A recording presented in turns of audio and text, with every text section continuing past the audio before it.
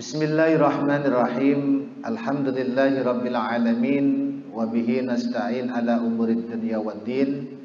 Allahumma salli wa sallim wa barik ala sayyidina wa maulana Muhammadin wa ala alihi wa ashabihi ajma'in. Allahumma iftah lana bi futuhil arifin. Jamaah sekalian, jamaah Masjid Jamiatul Khair yang dimuliakan oleh Allah. Alhamdulillah, dengan segenap muji, mari kita sama-sama bersyukur kepada Allah atas limpahan karunia kenikmatan yang sudah Allah berikan kepada kita, terutama nikmat iman, nikmat Islam, sehingga kita semuanya masih diberi kesempatan oleh Allah untuk memakmurkan masjid yang kita cintai ini. Tidaklah orang yang datang ke masjid dalam rangka memakmurkan rumah Allah kecuali dia adalah orang-orang yang beriman.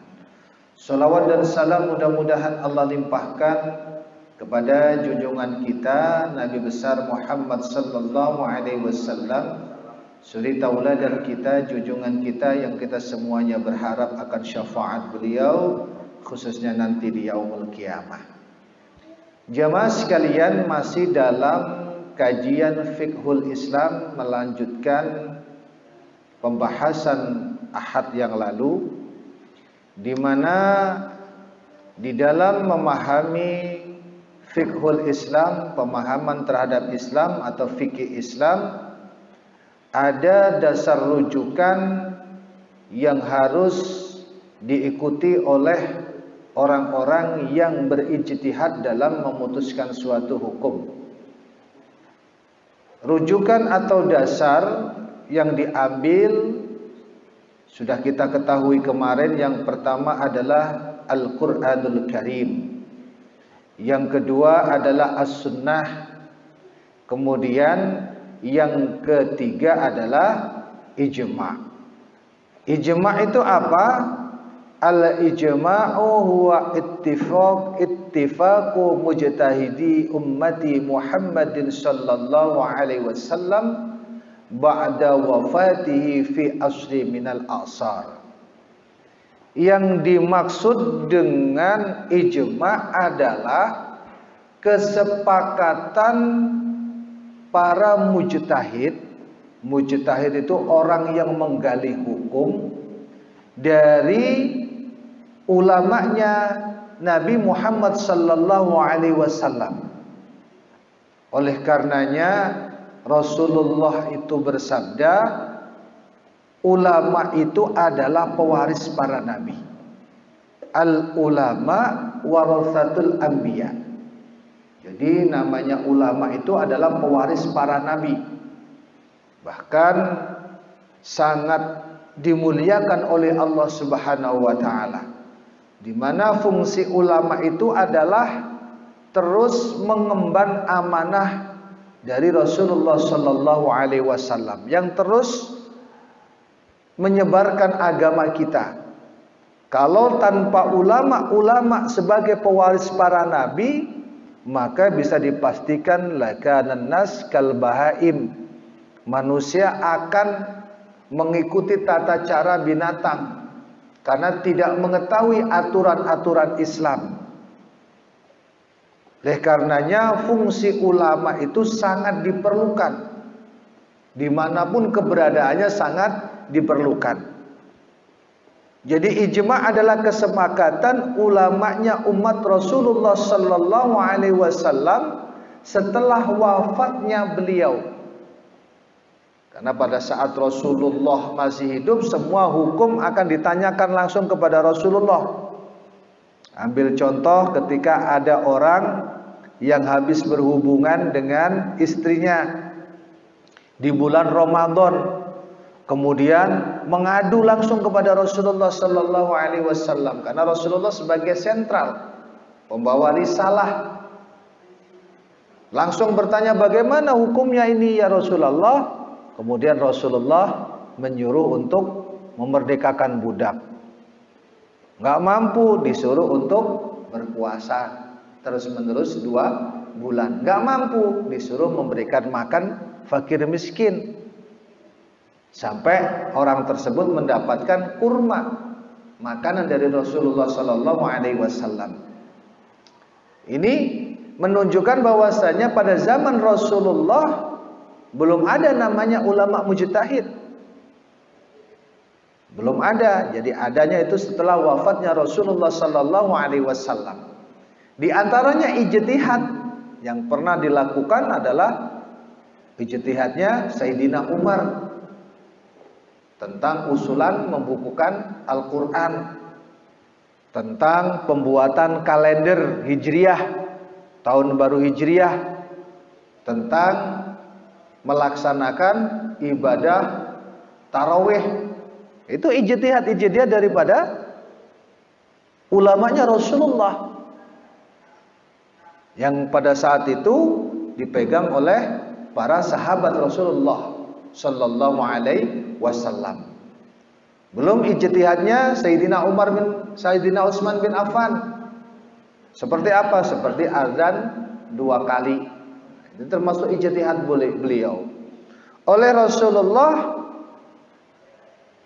dikatakan oleh Rasulullah sallallahu alaihi wasallam, disabdakan oleh beliau, hendaklah kalian mengikutiku dan mengikuti al-khulafa'u al-mahdin ar-rasyidin, mengikuti para pemimpin yang mendapatkan petunjuk dan menunjukkan, ar-rasyidin. Kita disuruh untuk menggenggam kuat-kuat, kita disuruh untuk memegang kuat-kuat agar jangan sampai terlepas. Diibaratkan disuruh menggigit dengan gigi geraham, sangat kuat sekali.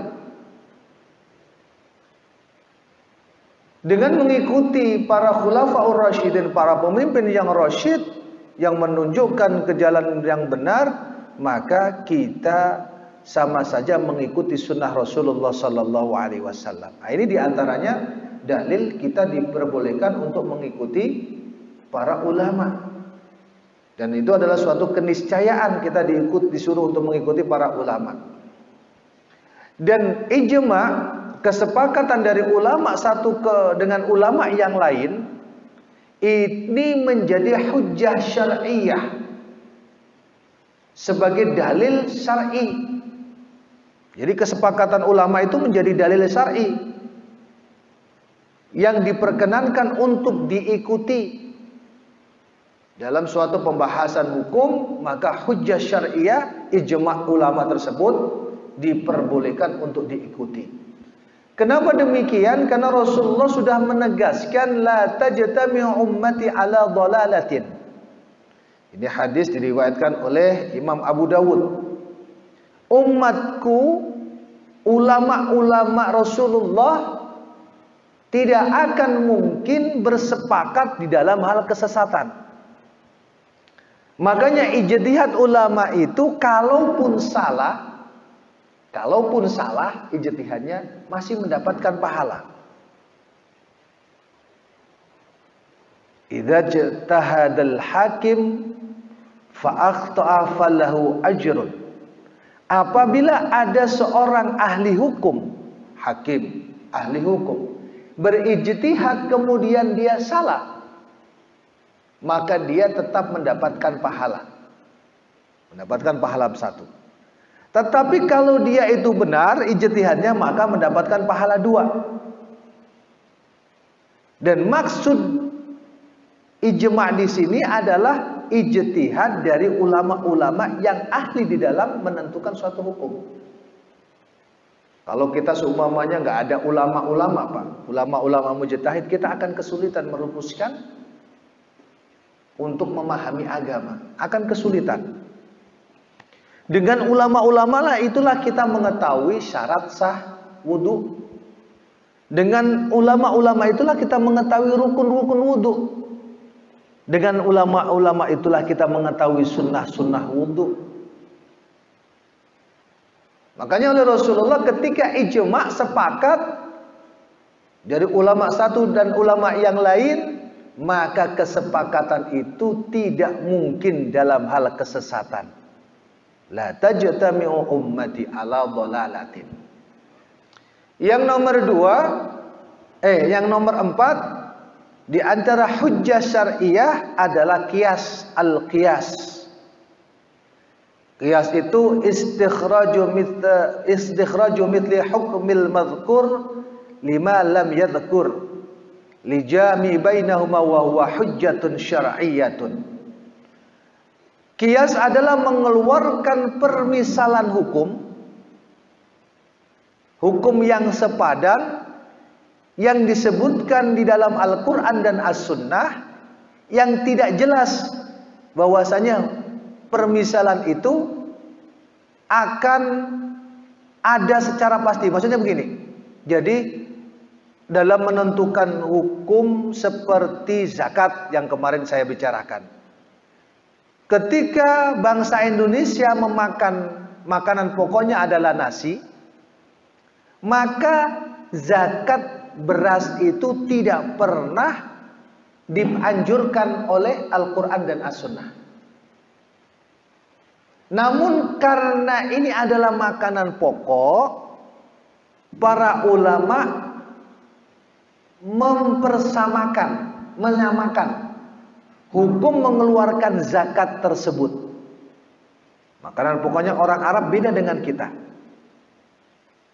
Oleh karenanya ketika kita makanan pokoknya beras, maka wajib mengeluarkan zakat dengan beras. Itu namanya qiyas, menyamakan, memadankan hukum.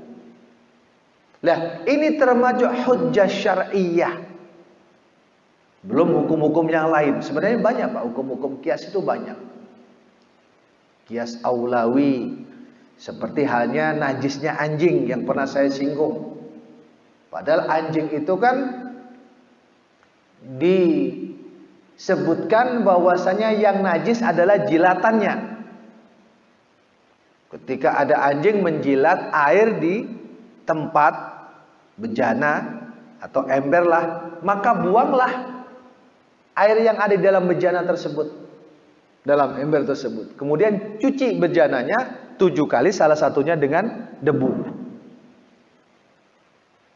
Secara nas hadis, yang disebut najis adalah jilatannya.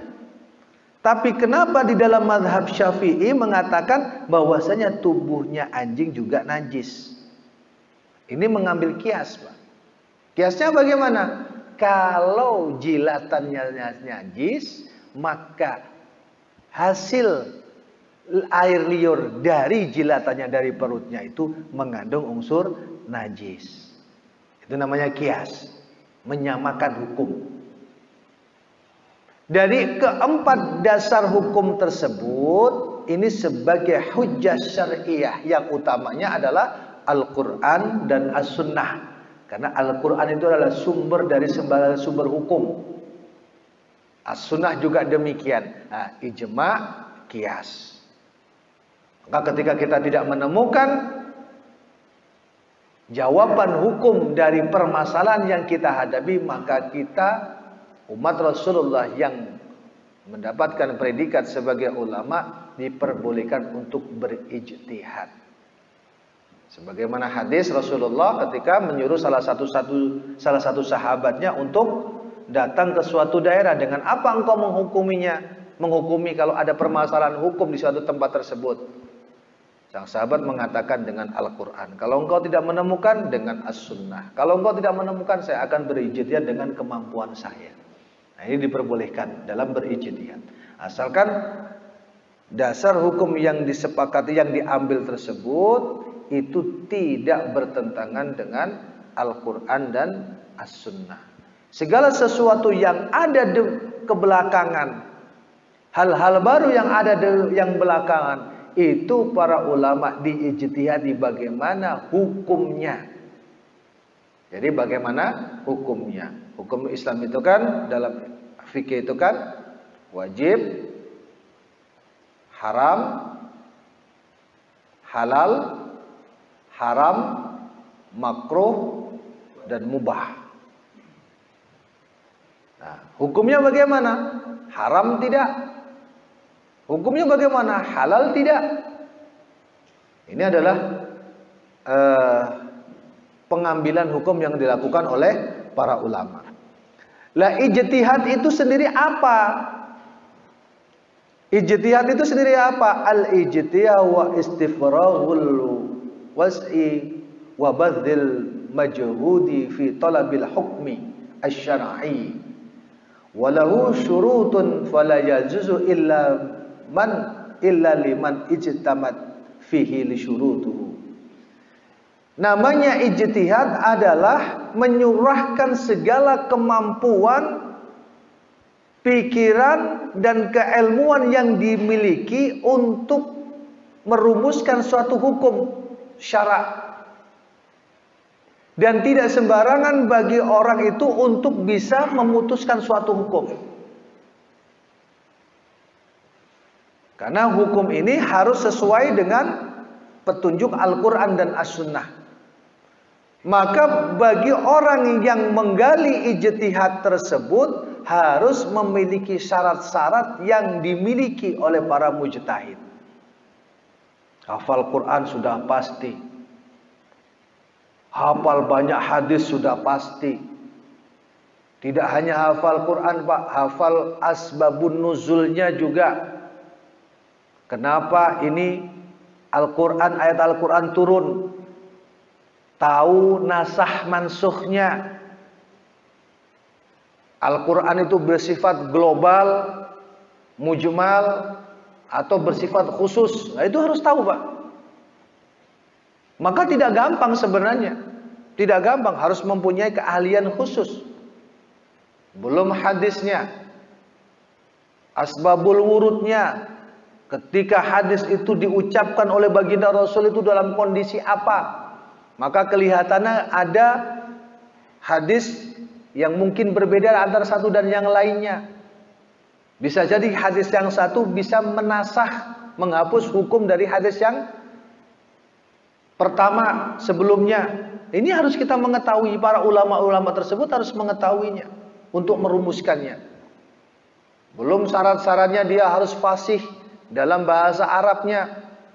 Karena bahasa Arab itu kan ada yang fushah, ada yang ghairu fushah, ada yang umum. Kalau bahasa Indonesia itu ada bahasa Indonesia yang EYD sama bahasa Indonesia Betawian. Dan bisa mungkin dipastikan kita sebagai orang Indonesia tidak menggunakan bahasa EYD, Pak. Nah, Al-Quran ini adalah bahasa yang fushah. Tidak semua orang Arab bisa berbicara bahasa Arab yang fushah. Nah, sekarang yang diucapkan oleh orang-orang Arab ya semacam bahasa orang Betawi seperti sekarang ini aja, lu gua. Maka bahasa cara membahasakan ini juga beda. Jadi syarat-syaratnya itu diantaranya mengetahui tentang susunan bahasa Arab, mengetahui tentang sastranya Arab. Belum lagi dia harus mengetahui tentang ijtihad ulama sebelumnya. Seperti Imam Syafi'i mengetahui ijtihad ulama sebelum beliau.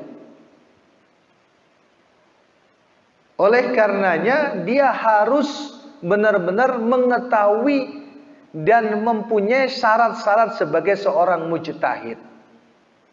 Aliman binususil kitab was sunnah, arifan bimasailil ijma' walisanil arabi wa usulil fiqhi wan nasikh wal mansukh wa ghairi dzalik. Alim dalam Alkitab, alim dalam Al-Quran, mengetahui nasah mansukhnya, mengetahui tentang kekhususan Al-Quran dan Sunnah, memahami tentang permasalahan-permasalahan ijtihad ulama-ulama sebelumnya, fasih dalam berbahasa Arab, mengetahui sastranya, mengetahui usul fikihnya, mengetahui kaidah fikihnya. Ini harus dipahami, harus diketahui, harus dimiliki oleh ulama yang mengaku sebagai orang mujtahid, bersungguh-sungguh dalam menentukan suatu hukum. Bagaimana dengan ulama-ulama sekarang? Ulama-ulama sekarang kebanyakan menukil dari ulama-ulama sebelum. Inilah yang dikatakan sebagai sanad dalam keilmuan. Kenapa? Karena ulama-ulama sebelum kita itu memahami dari Quran dan As-Sunnah lewat pemahaman ulama-ulama sebelumnya. Nah, kita sekarang saja nih Pak, memahami tentang kisah Rasulullah itu kan dari tulis biografi Rasulullah Sallallahu Alaihi Wasallam, dari tarikh Nabi. Kita mengetahui itu sunnah dari ulama-ulama yang menyusun sunnah itu, menyusun hadis itu. Semuanya harus berkesinambungan. Itu namanya sanad keilmuan di situ, Pak. Apakah harus Ustaz? Ya, secara nggak langsung harus. Karena kita tidak mengetahui ilmu agama kalau tidak diajarkan oleh guru kita. Guru kita juga tidak akan mengetahui ilmu agama kalau nggak diajarkan oleh gurunya. Semuanya bersambung sampai Rasulullah Sallallahu Alaihi Wasallam. Kemarin saya sebutkan dari sambungan itu terciptalah jalan, tempat berfikir jalan yang mengarah kepada ulama mana. Kalau ulama Syafi'i ya mazhabnya Syafi'i, ulama Hambali ya mazhabnya Hambali. Terus bersambung. Nah, ini namanya memahami Al-Quran dan As-Sunnah. Ini namanya kembali kepada Al-Quran dan As-Sunnah. Ustadz, bukannya gampang sekali kembali kepada Al-Quran dan As-Sunnah, tinggal kita membaca Al-Quran dan As-Sunnah. Kalau membaca sekedar membaca mah gampang, tapi mengetahui isi kandungan Al-Quran dan As-Sunnah itu butuh penjelasan dari ulama. Apalagi kalau kita bacanya terjemahan, Pak. Dikhawatirkan apa? Dikhawatirkan kalau kita tidak memahami dari pemahaman ulama sebelum kita, pikiran kita akan tersesat. Kasusnya banyak. Ahmad Musaddek, Lia Aminuddin itu kan membaca Al-Quran terjemah langsung dipahami secara pemahaman dia sendiri, bukan lewat pemahaman para ulama. Itu yang berbahaya, bisa menyesatkan. Bisa menyesatkan. Kadang-kadang kita ketemu dengan ya teman-teman yang mempunyai semangat yang tinggi tetapi tidak dilandasi dengan kemampuan yang ada. Ibaratnya hafal Al-Quran juga enggak, hafal asbabun nuzulnya juga enggak, buru-buru dengan hadis, buru-buru dengan kalam ulama, itu sudah berani atau pede memberikan fatwa rujukan. Ini jangan sampai hal tersebut terjadi, karena akan bisa menyesatkan umat. Nah, prediksi-prediksi yang demikian itu sudah pernah disabdakan oleh baginda Rasulullah Sallallahu Alaihi Wasallam. Sayati zamanun kathirun khutobah wa qalilun fuqaha. Akan datang suatu masa banyak orang yang berbicara, pandai berpidato, tetapi jarang yang fuqaha, yang faqih. Faqih itu paham benar dengan agama. Mayuridillahu bi khairan yufaqihu fid din. Hadisnya. Barang siapa yang dikehendaki oleh Allah menjadi baik, maka dia akan dipahamkan oleh Allah dengan agama, pemahaman agama. Ulama-ulama yang demikian itu untuk saat ini sudah langka. Sudah langka. Oleh karenanya kembali kepada Al-Quran dan As-Sunnah, benar kembali, tetapi harus tetap memegang prinsip-prinsip ulama agar ketika kita mengucapkan kembali itu sesuai dengan kaidah yang sebenarnya, bersambung dari ulama sebelum kita, ulama sebelumnya sampai kepada Rasulullah Sallallahu Alaihi Wasallam. Tidak cukup dengan buku terjemah, nggak cukup, Pak. Kalau kita hanya mematokan buku terjemah, itu pun sebenarnya kalau nggak diterjemahkan kita juga nggak paham. Kan kadang-kadang ada teman-teman, kita harus kembali kepada Al-Quran dan As-Sunnah. Bacaannya Al-Quran terjemah, bacaannya hadis terjemah. Padahal di dalam Al-Quran dan As-Sunnah tersebut banyak pemahaman-pemahaman yang tersembunyi. Kalau tidak diterjemahkan para ulama, maka kita tidak akan bisa mengambil hukum, mengambil dari penjelasan terjemahan itu. Itu harus membutuhkan penjelasan ulama. Kemudian untuk posisi kita bagaimana? Kalau kita tidak mampu di dalam berijtihad dan memang kita kemampuan kita terbatas karena jarak antara kita dengan Rasulullah itu sudah 1400 tahun, maka kita dalam posisi taklid.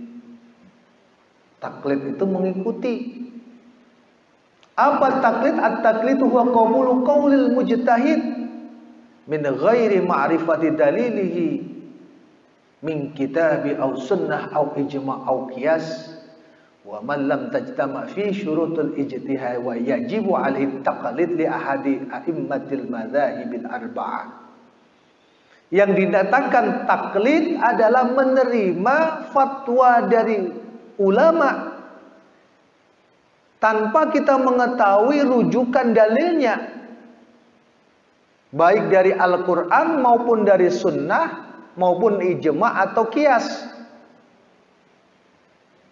Yang mana kita ini adalah orang-orang yang tidak dalam kondisi menguasai ilmu-ilmu berijtihad. Memang ada sebagian yang mengatakan ada taklid, ada ittiba'. Sebenarnya sama saja. Ittiba' itu mengikuti, taklid juga mengikuti. Cuma sebagian mengatakan ittiba' itu mengetahui dalilnya. Jadi kenapa kita dianjurkan untuk sholat? Dalilnya ini adalah ini. Dan itu semuanya adalah sudah dalam konsep para ulama. Semuanya konsep ulama. Sudah ditulis, oh ini Al-Qur'annya, ini sunnahnya. Ketika kita nanti berwudu, oh ini loh dalilnya. Ini namanya kita mengikuti fatwa ulama lewat ijtihad beliau dengan didasarkan dengan Al-Quran dan sunnah, didasarkan kepada Al-Quran dan As-Sunnah. Kita hanya mengikuti. Namanya apa? Taklid. Kalau semuanya tidak mau dibilang taklid, ya paling tidak ittiba', mengikuti dengan mengetahui dalil. Nah, kebanyakan kita itu tidak mengetahui dalil, Pak. Ya cobalah kita bertanya kepada diri kita masing-masing. Kita sholat nih, Pak. Kita mengetahui nggak dalil hadisnya, Pak?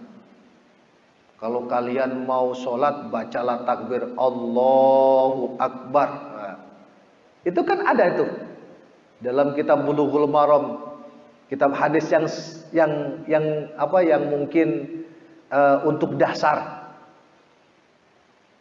Hadis-hadis, kumpulan hadis-hadis sahih dalam membahas masalah ibadah, hukum-hukum Allah. Kalau ada kesempatan insya Allah nanti kita belajar bersama-sama. Rujukan hadisnya ada, belum Al-Qur'annya. Kebanyakan kita tidak mengetahui, kebanyakan kita.